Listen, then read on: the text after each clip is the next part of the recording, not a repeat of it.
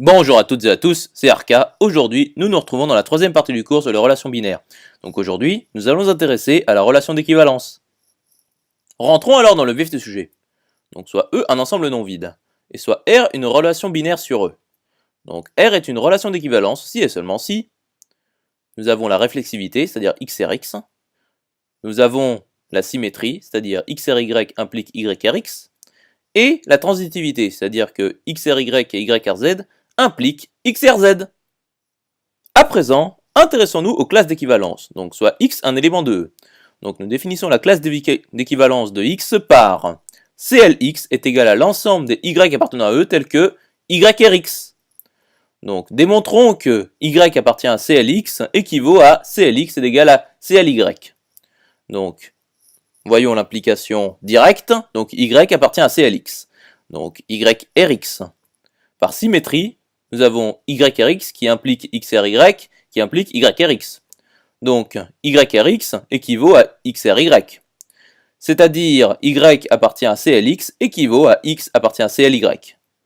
Donc soit Z appartenant à CLX. Donc nous avons ZRX. Or, nous avons aussi XRY.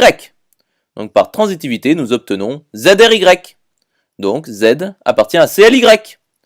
Donc CLX est inclus dans CLY.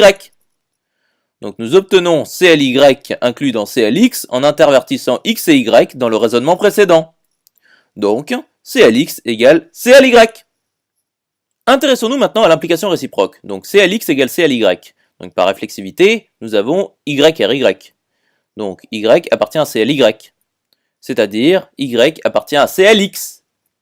Donc finalement, Y appartient à CLX équivaut à CLX égale CLY. Démontrons alors que Y n'appartient pas à CLX équivaut à CLX inter CLY vide. Donc, voyons l'application directe. Donc, contraposons. Donc, supposons CLX inter CLY non vide. Donc, soit Z appartenant à CLX inter CLY. Donc, Z existe car l'intersection de CLX et CLY est non vide. Donc, Z appartient à CLX. Et donc, CLX est égal à CLZ. Nous l'avons démontré dans la démonstration précédente. Et Z appartient à CLY. Donc CLZ est égal à CLY. Et donc, par transitivité de l'égalité, CLX est égal à CLY. C'est-à-dire, Y appartient à CLX. Nous avons montré l'équivalence précédemment.